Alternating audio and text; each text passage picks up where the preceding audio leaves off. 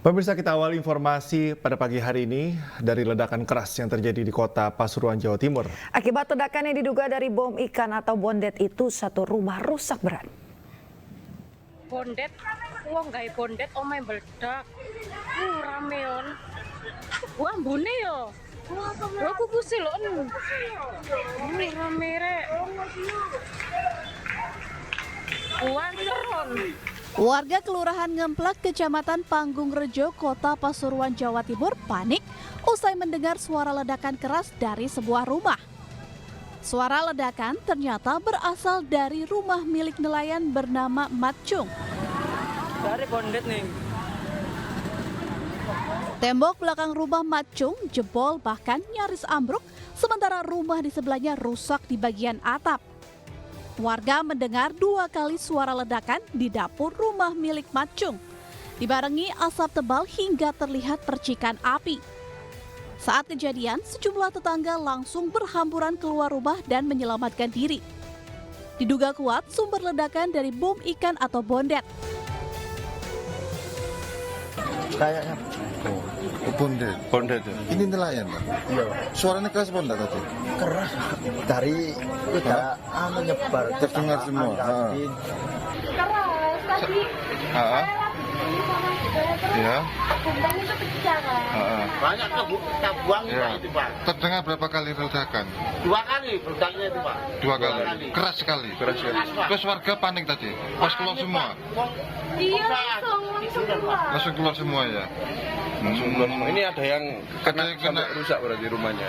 Iya rusak itu sama pecah-pecah sama Ah, terus itu kalau Mbak masih yang lain, punya rumah itu pas lagi di rumah atau keluar? kan rumahnya ada 2. Oh, yang itu kosong berarti ya. Oh, yang itu kosong memang. Ya, saya kira. Pasca kejadian, polisi Pasuruan Kota mensterilkan tempat kejadian karena khawatir masih ada bahan peledak di dalam rumah. Polisi juga belum bisa memberikan keterangan pasti terkait adanya korban. Dari Pasuruan, Jawa Timur, Jaka Samudra, iNews melaporkan. Ya, pemirsa, Gunung Ibu di Kabupaten Halmahera Barat, Maluku Utara kembali erupsi pada pukul 00:24 waktu Indonesia Timur. Semburan abu vulkanik setinggi 4.000 meter disertai lontaran lava dari puncak kawah dan juga berpotensi mengguyur sejumlah desa di Kecamatan Ibu Utara.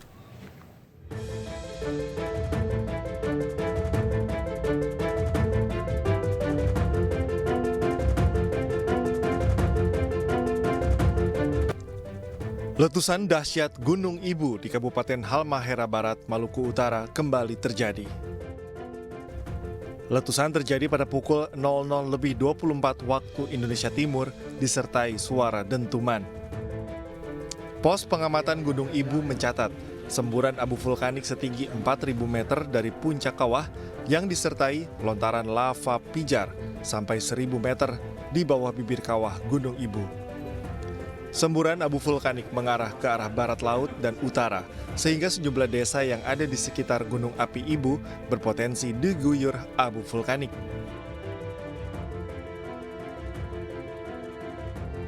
Di pukul 00.24 WIT dengan tinggi kolom erupsi teramati 4.000 meter di atas puncak kawah. Arah kolom erupsi mengarah ke barat laut dan utara. Desa-desa yang berpotensi terlanda hujan abu, Desa Duwono, Desa Tukoko, Desa Guin, dan Desa Sangajinya. Saat ini status Gunung Ibu meningkat dari level 3 waspada naik ke level 3 siaga. Sehingga warga diminta tidak panik dan tetap mengikuti imbauan pemerintah serta menjauh dengan radius 3,5 km dari bukaan kawah. Dari Maluku Utara, Ismail Sangaji, iNews melaporkan. Ya, diduga akibat korsleting listrik, 5 bangunan toko di Pasar Lama Cikarang, Kabupaten Bekasi, Jawa Barat ludes terbakar. Tidak ada korban jiwa dalam musibah kebakaran tersebut, namun kerugian diperkirakan mencapai ratusan juta rupiah. Toko di Pasar Lama kebakaran di tempat Cikarang Pasar Lama malah dekat. Sebanyak 5 unit toko di Pasar Lama Cikarang, Kecamatan Cikarang Utara, Kabupaten Bekasi, Jawa Barat ludes terbakar. Kebakaran di pusat pertokoan Cikarang. Jam 8 lewat. Kebakaran habis. Api pertama kali diketahui berasal dari kios toko sembako yang kemudian merembet ke toko lainnya dan sempat membuat panik warga dan pedagang. Diduga kebakaran terjadi akibat korsleting listrik dan kemudian merembet ke toko lainnya. Petugas pemadam kebakaran dari Mako, Cikarang Barat, dan Cikarang Utara yang tiba di lokasi kebakaran langsung berjibaku memadamkan api dengan menggunakan 6 unit mobil damkar. Banyaknya warga yang berkumpul di lokasi kebakaran sempat membuat petugas damkar kesulitan untuk memadamkan api. Tak ada korban jiwa dalam musibah kebakaran ini, namun kerugian diperkirakan mencapai ratusan juta rupiah. Dari arah itu warung sembako ya, api dari atas, terus sampai ke mie Bandung ke sini, sampai toko saya ini api hampir mau kena sih ya. Itu diduga asal api dari mana tadi? Asal api tadi menurut saksi mata warga itu dari trafo, terus terjadi korsleting, dan listrik langsung merembet ke ruko di sampingnya. Guna kepentingan penyelidikan kasus kebakaran ini ditangani langsung oleh petugas kepolisian Polsek Cikarang Utara dan Mapores Metro Bekasi. Dari Kabupaten Bekasi, Jawa Barat, Didit Junaidi, iNews melaporkan. Sebuah rumah dan toko berantai 3 di kawasan Penjaringan, Jakarta Utara terbakar. Belum diketahui pasti penyebab kebakaran, namun diduga akibat korsleting listrik.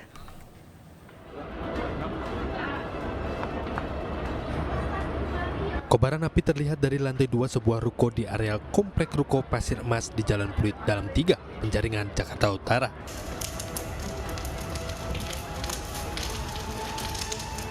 Kobaran api kian membesar hingga menjalar ke ruangan lain di lantai bawah maupun atas ruko berlantai 3 itu. Banyaknya barang-barang mudah terbakar membuat kobaran api dalam waktu singkat meludeskan seluruh isi bangunan ruko yang dijadikan gudang penyimpanan aksesoris handphone. Belum diketahui pasti penyebab dari kebakaran tersebut, namun diduga api berasal dari korsleting listrik di lantai 2 ruko. Korban jiwa sejauh ini kita belum menemukan. Ya mudah-mudahan tidak ada, tetapi biasanya kalau memang ada masyarakat yang kehilangan atau tidak ditemukan keluarganya, itu kita ada laporan. Sejauh ini belum ada laporan. Pak, berarti ini 3 lantai ya Pak ya? Ya, rukonya 3 lantai. Kobaran api akhirnya bisa dijinakkan setelah dikerahkan 15 unit mobil pemadam kebakaran dan tidak ada korban jiwa dalam peristiwa ini. Dari Jakarta, Sofyan Firdaus, iNews melaporkan. Pemirsa, gudang penyimpanan limbah plastik pabrik Antena di Bandung, Jawa Barat terbakar. Sementara itu pemirsa, 1 unit rumah warga di Kota Bengkulu juga hangus terbakar. Pemadam ya? Terjadi kebakaran di wilayah Panjilekan yang terbakar pabrik antena. Kebakaran melanda gudang penyimpanan limbah plastik pabrik Antena di kawasan industri Gedebage, Kota Bandung, Jawa Barat, Jumat siang.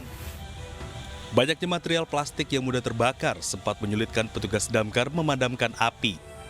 10 unit mobil damkar dikerahkan ke lokasi, api berhasil dipadamkan 1 jam kemudian. Tidak ada korban jiwa dalam peristiwa ini, sementara itu penyebab kebakaran masih dalam proses penyelidikan.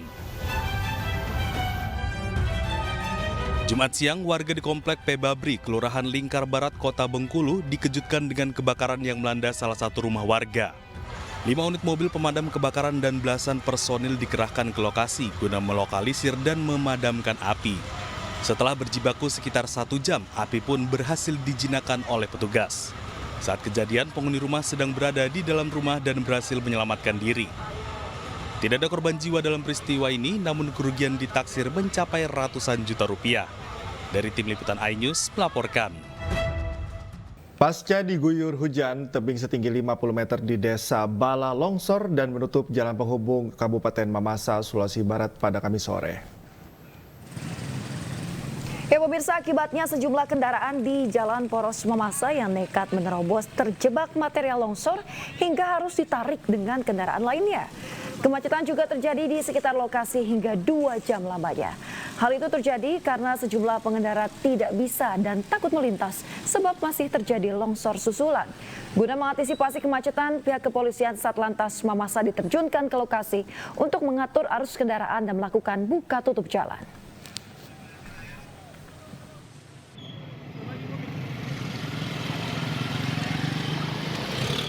Saat ini kami sedang melakukan buka tutup jalur untuk semua kendaraan baik dari arah Mamasa maupun dari arah Polewali, sehingga diharapkan walaupun Ya pemirsa, Haji Ramah Lansia merupakan slogan penyelenggaraan ibadah haji tahun 2024. Lantas apa saja fasilitas yang disediakan untuk kelancaran ibadah serta kenyamanan jemaah haji lanjut usia? Berikut informasinya. Pemirsa, tahun ini Indonesia memberangkatkan 241.000 jemaah haji. Jumlah jemaah haji lansia tercatat mencapai 45.000 orang. 55 jemaah diantaranya berusia 95 hingga yang tertua berusia 109 tahun. Mulai tahun ini pemirsa, Kementerian Agama menambahkan QR Code berisi data riwayat kesehatan jemaah pada kartu identitas jemaah haji. Hal itu dilakukan untuk memudahkan pelayanan kesehatan jemaah haji.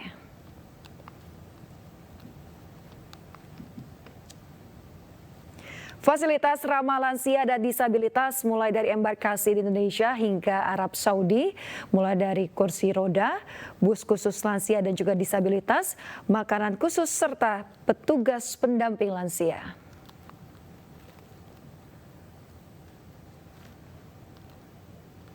Pemirsa, tahun ini pemerintah juga menyediakan 3 bandara untuk fasilitas fast track.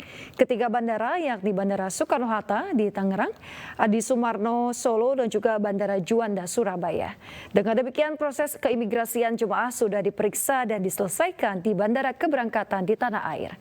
Selanjutnya pemirsa, saat jemaah haji turun di Madinah atau Jeddah bisa langsung menuju pemondokan. Mulai tahun ini, pemerintah Kerajaan Arab Saudi juga akan memberikan kartu pintar bagi jemaah haji. Kartu ini berisi layanan informasi ibadah haji serta sertifikat bukti telah melaksanakan ibadah haji.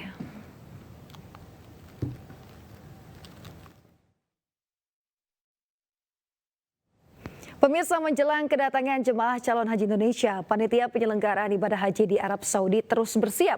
Seperti apa persiapannya dan berikut laporan rekan kami Suhud Nur Fadli. Pemirsa, saat ini saya sedang berada di kantor urusan haji Indonesia daerah kerja Madinah atau Daker Madinah yang berada di kawasan Jalan Asy-Syuhada dengan jarak sekitar 3,5 km dari Masjid Nabawi. Di sini nantinya pelayanan jemaah haji Indonesia akan dipusatkan satu atap dan terpadu, di mana akan ada 13 layanan pokok dan fungsi yang akan dijalankan oleh sekira 437 petugas penyelenggara ibadah haji Arab Saudi tahun ini. Di sini pelayanan yang ada diantaranya adalah perlindungan jamaah, pelayanan jamaah lansia, pendampingan jamaah lansia, transportasi, akomodasi hingga sekretariat. Kesemua layanan itu ditujukan untuk membuat kenyamanan bagi jamaah haji Indonesia sehingga ketika menjalankan ibadah haji bisa khusyuk dan merasa seperti di rumah sendiri. Dan bagi Anda jamaah haji Indonesia diharapkan atau diimbau, mengingat cuaca di daerah Madinah saat ini cukup terik, ketika siang menyapa sekira 40-an derajat Celcius, harap menyiapkan beberapa hal untuk dibawa sejak dari tanah air, diantaranya masker, kacamata, payung, serta tabir surya, sehingga teriknya panas sehingga panasnya udara di kota Madinah ini tidak mengganggu kenyamanan Anda dalam beribadah. Dari Madinah, Arab Saudi, Suhud Nur Fadli, iNews melaporkan. Pemirsa, setelah menanti selama 11 tahun, seorang tukang loper koran bisa naik haji. Zainal dibantu kelima anaknya menabung untuk tunaikan rukun Islam kelima.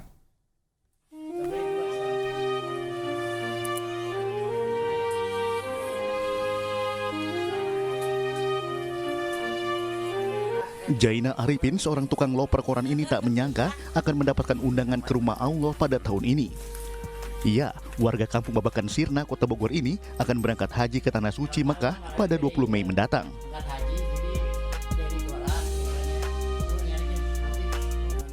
Pria berusia 68 tahun ini memiliki semangat dan tekad yang kuat untuk menunaikan rukun Islam kelima. Atas keinginan ayahnya yang kuat, kelima anaknya yang sudah bekerja turut membantu ayahnya menabung. Diketahui upahnya sebagai loper koran tak cukup untuk membawa Zainal menuju Tanah Suci. Setelah menabung selama 11 tahun, Zainal akhirnya bisa meraih cita-citanya berangkat haji ke Mekah. Dari dulu pengen saya mari haji. Jadi sama anak diinihin nabung di BSI pertama yaitu 25 juta nabung. Ke sini langsung ya alhamdulillah. Dari dulu juga pengen naik haji saya. Saya profesi kan sebagai jual koran. Dari tahun 65, dari kelas 3 SD sampai sekarang ngecel koran saya, alhamdulillah, sampai saya SMA. Pengen ke IPB berhubung biaya besar, bapak saya kerja di penelitian tanah, di itu. Alhamdulillah, Allah ngabulkan anak saya di IPB semua. Bukan takabur begini nih, kita patut kita syukuri. Zainal diagendakan tergabung dalam kloter 20, sementara jumlah jemaah haji Kota Bogor yang berangkat pada tahun ini mencapai 1.003 orang. Dari Bogor, Jawa Barat, Andi Firmansyah, iNews melaporkan.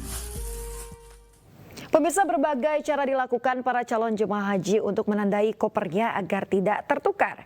Di Subang, Jawa Barat, para calon jemaah haji memasang sendal, boneka hingga peralatan dapur agar kopernya berbeda dengan yang lain.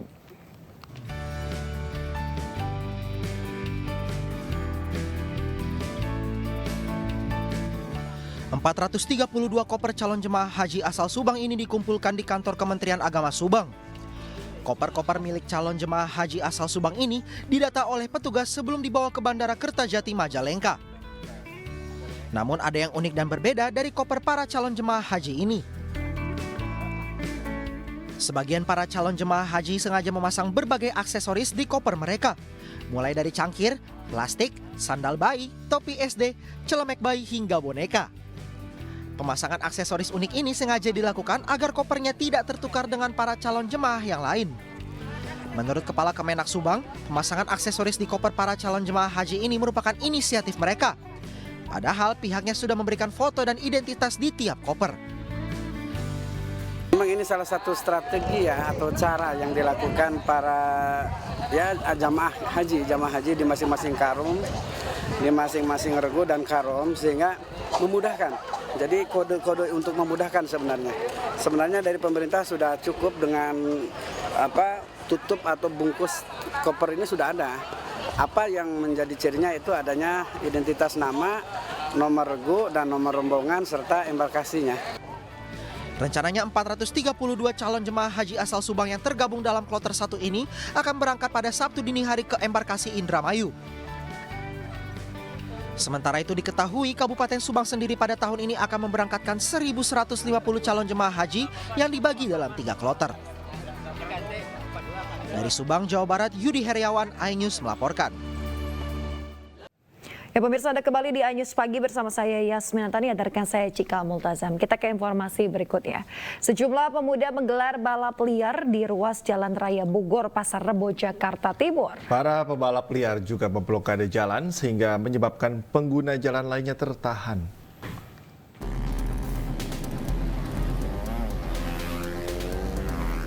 Dengan berbagai jenis kendaraan roda 2 yang telah dimodif, sejumlah pemuda melakukan aksi balap liar di ruas Jalan Raya Bogor, kilometer 27 Pasar Rebo, Jakarta Timur. Dalam aksinya, para pemuda ini saling berbagi peran. Beberapa pemuda mencoba memblokade jalan agar pengguna jalan lainnya tak bisa melintas. Sedangkan beberapa pemuda lainnya melakukan aksi balap liar. Para pengguna jalan baik roda 2 maupun 4 yang ingin melintas sempat tertahan dengan adanya aksi ini. Sementara menurut salah seorang warga, aksi balap liar di kawasan ini memang kerap terjadi di setiap malam. Tak hanya itu, dirinya juga menyebut para pemuda ini melakukan aksi balap liar dengan pertaruhan uang. Taruhan. Berapa motor tadi, Bang? 2 motor. Terus pada kabur, ada polisi sekarang. Bang, biasanya kalau kayak gini bikin keganggu nyaman warga apa gimana, Bang? Petugas kepolisian yang mendapat laporan mencoba membubarkan kegiatan balap liar ini agar ruas jalan kembali kondusif. Dari Jakarta, Rizky Falufi, iNews melaporkan.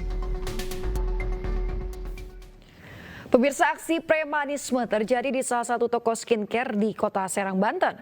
Seorang preman mengamuk dan juga menghancurkan toko karena pemilik toko menolak memberikan uang.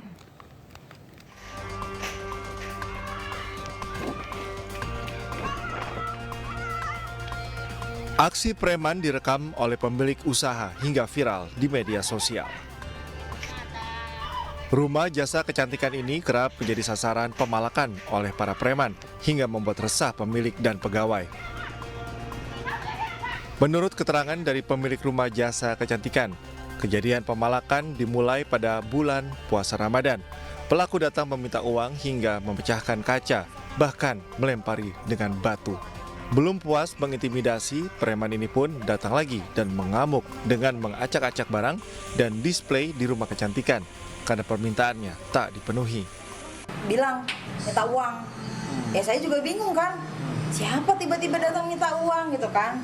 Saya bilang nggak ada, maaf nggak ada, saya bilang gitu. Minta uang katanya gitu kan, nggak ada, tapi masih saya liatin gitu kan, udah megang barang-barang, ini juga dilemparin, terus ini juga nih awalnya megang ini, udah megang ini, saya udah diem aja kan, akhirnya dia ngeberantakin ini nih, pada dikeluarin, terus display juga pada dijatuh-jatuhin, akhirnya baru saya kejar. Pemilik berharap dengan adanya peristiwa ini, pihak petugas kepolisian tidak hanya diam dengan aksi preman yang sudah meresahkan warga. Dari Serang, Banten, Mahesa Apriandi, iNews melaporkan. Pemirsa, penyanyi senior Jody Iskandar meninggal dunia pada hari Jumat. Pelantun tembang legendaris Bukan Pengemis Cinta wafat di usia 64 tahun. Kepergian Jody Iskandar meninggalkan kesedihan mendalam bagi keluarga. Prosesi pemakaman Jody Iskandar di kawasan Sentul, Bogor, Jawa Barat pun diiringi dengan isak tangis keluarga. Prosesi pemakaman Jody Iskandar turut dihadiri kerabat serta para personil grup musik Orkes Moral Pengantar Minum Racun atau OMPMR. Sejumlah seniman turut hadir di rumah duka seperti pedangdut senior Mansur S hingga seniman Betawi Mandra. Sebelum meninggal dunia, pemirsa, Jody Iskandar sempat mengeluh sesak nafas dan segera dibawa ke rumah sakit. Namun Jody Iskandar akhirnya menghembuskan nafas terakhirnya ketika mendapat upaya pertolongan di ruang instalasi gawat darurat.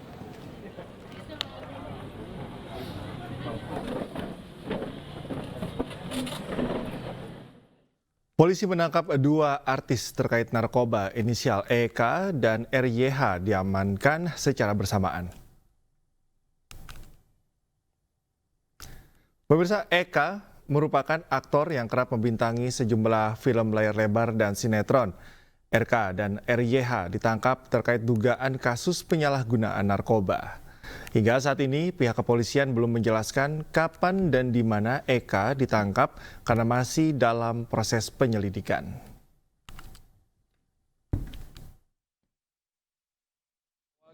Dari laporan dari masyarakat ya terkait adanya penyalahgunaan narkoba, kami melakukan penyelidikan dan ternyata kami menemukan kedua orang tersebut. Untuk keterangan lebih lanjut nanti akan dirilis oleh Bapak Kapolres. Jadi untuk sampai sekarang kami minta kepada teman-teman untuk bersabar karena kami sedang melakukan pendalaman terhadap kasus ini. Isak tangis mewarnai prosesi pengabenan Taruna STIP Putu Satria. Prosesi pengabenan dimulai dengan upacara kedinasan yang dilakukan Taruna STIP.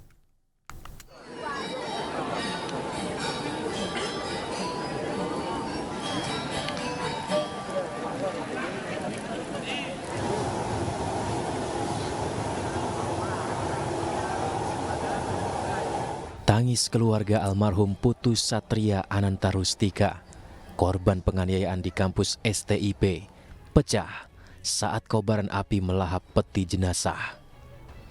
Prosesi pengabenan atau pembakaran jenazah dilakukan di Setra Gunaksa, Kecamatan Dawan, Klungkung, Bali. Sebelumnya, sejumlah taruna STIP yang merupakan rekan almarhum melakukan upacara kedinasan melepas upacara pengabenan. Prosesi berlangsung dengan tertib dan melibatkan masyarakat desa adat setempat. Iring-iringan jenazah dilakukan dari rumah korban berjalan sejauh 1 km ke Satra atau kuburan setempat. Usai melakukan ritual pembakaran jenazah, abu Putu Satria Ananta akan dilarung ke laut. Terima kasih kasih semua pada seluruh aparat yang membantu keluarga kami, Menteri Perhubungan, wartawan, sampai proses keponakan saya selesai dengan baik. Terima kasih. Karena habis pembakaran kita lanjut atau ngelarung ke pantai. Sementara itu, penyidik Reserse Kriminal Polrestro Jakarta Utara menetapkan 3 tersangka baru. Mereka adalah senior korban taruna tingkat 2 di sekolah calon pelaut tersebut.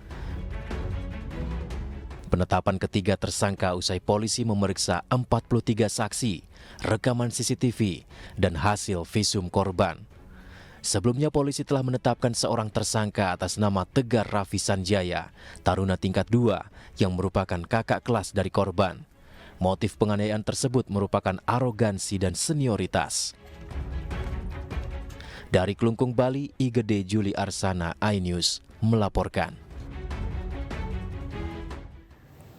Pemirsa, protes mahalnya UKT di Universitas Riau melalui media sosial, seorang mahasiswa dilaporkan ke polisi oleh rektornya sendiri. Laporan dibuat dengan menggunakan Undang-Undang ITE ke Polda Riau. Di Obral Pendidikan Kampus Universitas Riau, kali ini khusus 2024 kami punya banyak penawaran istimewa oleh Sri Indarti, broker pendidikan Universitas Riau.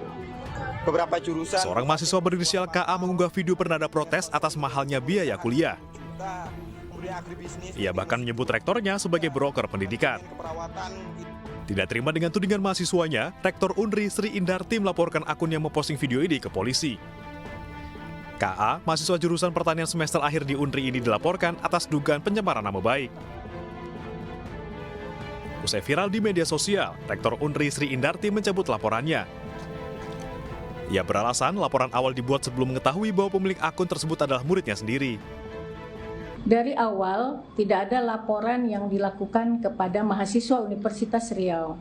Tetapi yang dilaporkan adalah akun atas nama Aliansi Mahasiswa Penggugat yang menyebabkan terjadi misinformasi.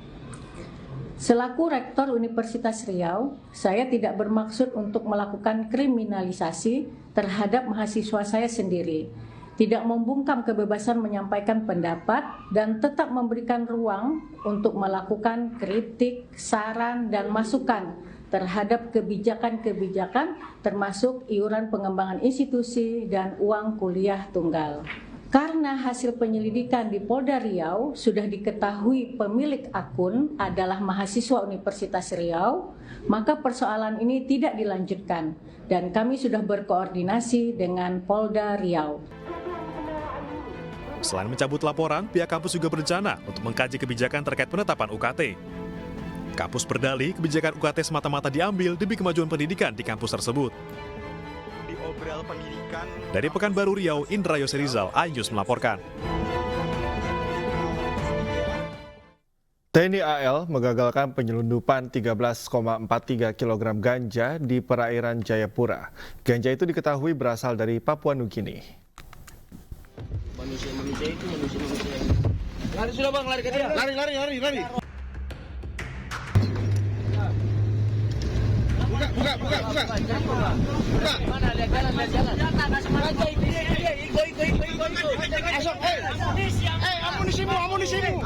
Kasus terungkap saat TNI AL tengah melakukan operasi keamanan rutin di perbatasan Indonesia Papua Nugini.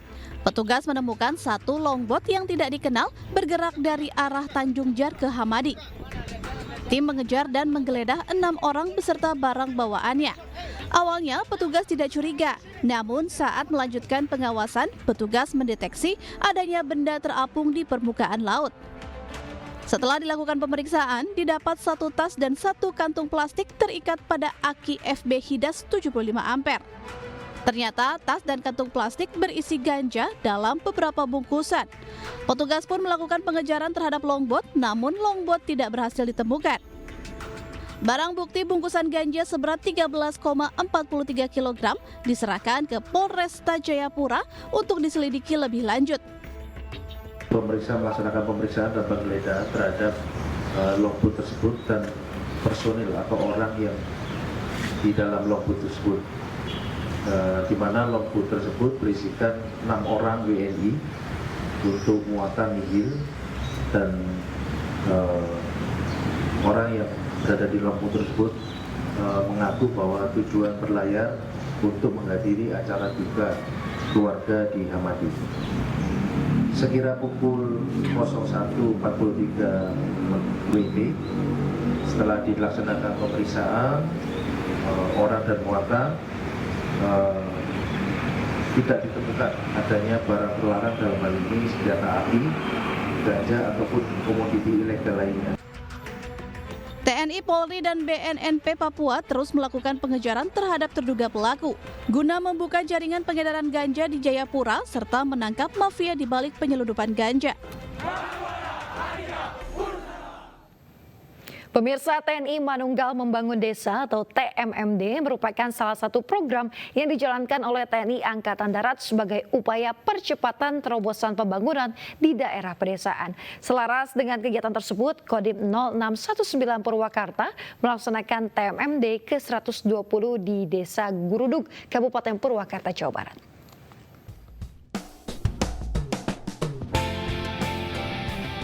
TNI Manunggal Membangun Desa (TNMD) ke-120 menjadi suguhan pertama yang akan dikerjakan oleh para prajurit Kodim 0619 Purwakarta di bawah arahan Dandim Purwakarta Letkol Infantri Ardiansyah selaku Komandan Satgas TMMD bersama dengan para prajurit TNI yang berada di wilayah Korem 063 Sunan Gunung Jati. Dihadiri oleh ratusan masyarakat, PJ Bupati Purwakarta Beni Irwan secara resmi membuka program TMMD ke-120 di lapangan sepak bola Desa Gurudug, Kecamatan Pondok Salam, Kabupaten Purwakarta. PJ Bupati Purwakarta berharap dengan adanya program ini dapat meningkatkan daya guna serta mengembangkan hasil yang bermanfaat bagi masyarakat. Tentunya kegiatan ini bisa betul-betul memberikan dampak kepada masyarakat. Jalan yang dibangun dengan tujuan memberi akses tidak hanya untuk lalu lintas orang saja, tetapi juga untuk lalu lintas kegiatan atau aktivitas ekonomi. Karena kita lihat di sini masyarakat kita cukup giat untuk berkebun dan lain-lain sebagainya. Jadi hasil-hasil ekonomi dari masyarakat ini bisa dengan lancar, mudah untuk dibawa ke pasar-pasar. Selaku Komandan Satgas TMMD, Letkol Infantri Ardiansyah berharap agar kegiatan ini dapat mewujudkan kemanunggalan antara TNI bersama masyarakat dan mampu meningkatkan kesejahteraan masyarakat. Harapannya sama seperti yang tadi disampaikan oleh Kepala Daerah, Pak PJ Bupati, bahwa setelah nanti ini selesai bisa dimanfaatkan dengan baik, kemudian terjadi peningkatan kesejahteraan masyarakat. Jadi kita rawatnya pun sama-sama nanti ke depannya. Kegiatan pembukaan TMMD ditutup dengan kegiatan ramah tamah antara Forkopimda bersama dengan masyarakat di wilayah Desa Gurudug. Kembali di Ainis Pagi, pemirsa, bersama saya Cika Multazam dan rekan Yasmin Atania. Kita ke informasi berikutnya. Presiden terpilih Prabowo Subianto menyentil partai tertentu yang memonopoli Bung Karno di acara Kornas Partai Amanat Nasional di Jakarta. Prabowo juga meminta agar yang tidak mau bekerja sama di pemerintahannya nanti tidak usah mengganggu.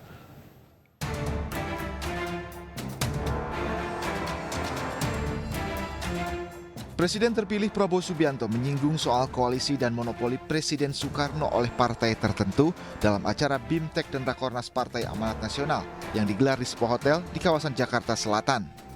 Dalam acara tersebut, Prabowo dengan bangga mengaku di-endorse 3 presiden pada Pilpres 2024. Namun, nama Megawati Soekarno Putri tidak disebut Prabowo dalam Rakornas PAN ini. Dalam kesempatan yang sama, Prabowo juga menyinggung sosok Bung Karno. Menurut Prabowo, jika Bung Karno masih hidup, Bung Karno akan mendukungnya di Pilpres 2024. Ada yang ngaku-ngaku kan selalu bahwa seolah Bung Karno milik suatu partai. Tidak, Bung Karno milik seluruh rakyat Indonesia. Feeling saya kayaknya beliau juga dukung saya juga kira-kira. Iya kan? Yang saya perjuangkan apa yang beliau cita-citakan. Indonesia berdiri di atas kaki kita sendiri. Indonesia tidak mau jadi darah bagi bangsa lain. Selain membahas dukungan di Pilpres, Presiden terpilih Prabowo Subianto juga meminta agar yang tidak mau bekerja sama dengan dirinya di pemerintahan nanti tidak mengganggu. Prabowo menegaskan dirinya akan bekerja karena tidak ingin ada orang Indonesia yang menangis karena tidak bisa makan. Tim Liputan iNews melaporkan. Presiden dan Wakil Presiden terpilih Prabowo Subianto Gibran Rakabuming Raka mengeluarkan wacana penambahan kementerian dari semula berjumlah 34 menjadi 40 kementerian. Wacana itu pun menuai pro dan juga kontra.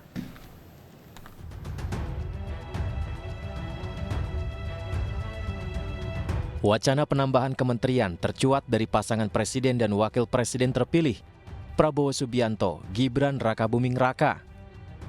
Ditemui di Balai Kota Solo, Gibran tak menampik potensi penambahan kementerian, termasuk kementerian khusus untuk menangani program makan siang gratis yang menjadi program andalan di masa kampanye pemilu 2024.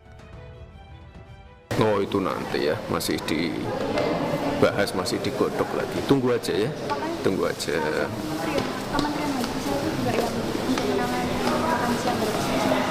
Oh, kemarin sempat dibahas itu. Tapi tunggu dulu ya, tunggu dulu. Kemarin sempat dibahas. Seberapa urgensinya sih Mas untuk makan siang gratis? Kenapa harus dibuat kementerian sendiri? Ya, karena melibatkan anggaran yang besar. Distribusinya juga tidak mudah, logistiknya tidak mudah, monitoringnya juga tidak mudah. Ini makanya harus ya kita pengen program ini benar-benar bisa berjalan karena kita pengen program ini benar-benar bisa impactful, benar-benar bisa dirasakan oleh anak-anak sekolah. Prabowo Gibran disebut-sebut ingin menambah kementerian di masa pemerintahan mereka dari semula berjumlah 34 menjadi 40 kementerian. Sejumlah usulan kementerian baru pun bermunculan, di antaranya Kementerian Pangan Nasional, Kementerian Perpajakan dan Penerimaan Negara, Kementerian Pengelolaan Perbatasan dan Pulau Terluar, serta Kementerian Kebudayaan. Mengacu pada pasal 15 Undang-Undang Nomor 39 Tahun 2008 tentang Kementerian Negara, jumlah kementerian dalam satu kabinet diatur dengan batas maksimal sebanyak 34 kementerian. Jika undang-undang dirubah untuk mengakomodir penambahan kementerian, sejumlah pihak menilai hal itu syarat kepentingan politik. Tim Liputan iNews melaporkan. Pemirsa, calon wakil presiden pemilu 2024 Mahfud MD ikut mengomentari rencana penambahan menteri di kabinet Prabowo Gibran. Mahfud khawatir penambahan menteri tersebut akan membuat praktik korupsi meluas. Pemirsa, hal tersebut disampaikan Mahfud MD saat menjadi pembicara di kampus UII Yogyakarta. Menurut Mahfud, gagasan penambahan menteri itu rutin dilakukan usai pemilu. Mahfud khawatir penambahan menteri akan memicu kolusi semakin menjalar dan merusak tatanan negara. Mahfud juga menjelaskan ada celah untuk melakukan korupsi dalam setiap kementerian yang mendapatkan kucuran anggaran.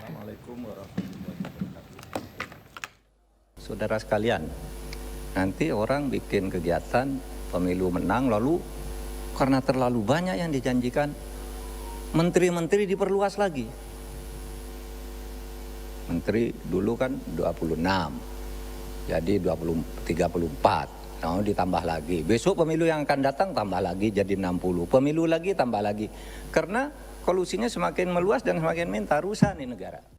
Pemirsa, sejak era reformasi, jumlah kementerian dalam satu kabinet di Indonesia tidak pernah lebih dari 34 kementerian, terkecuali era B.J. Habibie dengan 36 kementerian dan 4 Menko yang tergabung dalam kabinet reformasi pembangunan. Di masa pemerintahannya, Presiden B.J. Habibie membentuk kabinet reformasi pembangunan dengan 36 kementerian, 1 pejabat setingkat menteri, dan 4 Menko. Sementara itu, Presiden Abdurrahman Wahid atau Gus Dur dan Megawati Soekarno Putri mengurangi jumlah kementerian menjadi 34 dengan 4 pejabat setingkat menteri dan 3 Menko di Kabinet Persatuan Nasional. Jumlah kementerian kembali berkurang di masa pemerintahan Megawati Hamzahas. 30 kementerian, 3 pejabat setingkat menteri, dan 3 Menko tergabung di dalam Kabinet Gotong Royong. Kemudian di era Presiden Susilo Bambang Yudhoyono Yusuf Kala, kementerian di Indonesia bertambah menjadi 34 kementerian dengan 4 pejabat setingkat menteri dan 3 Menko dalam Kabinet Indonesia Bersatu. Dengan Wakil Presiden Budiono, SBY kembali membentuk Kabinet Indonesia Bersatu Jilid 2 dengan jumlah kementerian yang sama. Berlanjut ke masa pemerintahan Jokowi Yusuf Kala, Kabinet Kerja Jokowi JK ini diisi dengan jumlah kementerian yang sama, yaitu 34 kementerian. Selain 34 kementerian tadi, pemirsa, terdapat 4 pejabat setingkat menteri dan juga 3 Menko. Pada tahun 2019 hingga sekarang, Presiden Jokowi dan Wakil Presiden Ma'ruf Amin membentuk Kabinet Indonesia Maju dengan 34 kementerian, 8 pejabat setingkat menteri, dan 4 Menko. Pemirsa, Timnas U23 akan tiba di tanah air pagi ini dan kita langsung sapa rekan Hasnugara di Bandara Soekarno-Hatta, Tangerang, Banten. Selamat pagi Hasnugara, apakah ada persiapan khusus menyambut kedatangan Timnas U23 di Bandara Soekarno-Hatta dan informasinya pukul berapa Timnas akan tiba di tanah air? Ya, selamat pagi Yasmin dan juga Cikel dan juga pemirsa. Memang pagi ini Timnas Garuda U23 atau mereka yang merupakan finalis keempat Piala Asia U23 AFC diperkirakan akan tiba di Bandara Internasional Soekarno-Hatta atau di tanah air nanti pada pukul 6.47 waktu Indonesia Barat. Memang sebelumnya dijadwalkan pada pukul 07.47 Timnas akan mendarat, namun informasi yang kita dapat bahwasanya pesawat yang mereka tumpangi menggunakan Qatar ini lebih maju, kurang lebih 1 jam. Ya, namun untuk pada pagi hari ini memang dalam menyambut kedatangan para pemain belum terlihat petugas gabungan ataupun pihak dari PSSI yang akan menyambut dari kepulangan para pemain Timnas Garuda Muda kita. Ya, rencananya memang nanti pada ketibaan para Timnas Garuda Muda ini, skuad para petugas gabungan akan melakukan pengamanan kepada para pemain yang akan keluar dari pintu kedatangan Bandara Soekarno-Hatta untuk mengantisipasi jika mana memang nantinya terjadi penonton atau supporter Garuda yang datang ke Bandara Soekarno-Hatta. Yasmin. Hasnugara, apakah nanti ada perencanaan akan ada arak-arakan dan juga rute-rute apa saja yang akan dilalui oleh pasukan Timnas Indonesia U23 ini? Ya, memang sejauh ini kita lihat belum terlihat ada kendaraan bus atau persiapan yang terjadi nampak di pintu kedatangan Terminal 3 Bandara Soekarno-Hatta. Memang nantinya para petugas juga masih akan melakukan apel siaga di pintu keberangkatan jika mendekati ketibaan para pemain Timnas. Dan kita ketahui juga memang nanti para pemain yang tiba atau yang kembali ke tanah air diantaranya Kapten Rizky Ridho dan kawan-kawan beserta juga Marcelino maupun Arhan yang memang mereka memperkuat klub di Liga luar negeri, namun mereka akan ikut pulang ke tanah air. Berbeda hal dengan Nathan, Ivar maupun dengan Trik gitu, mereka kembali ke klub mereka masing-masing. Oke, baik Hasnugara, terima kasih atas laporan Anda dari Bandara Soekarno-Hatta, Tangerang, Banten. Selamat bertugas kembali.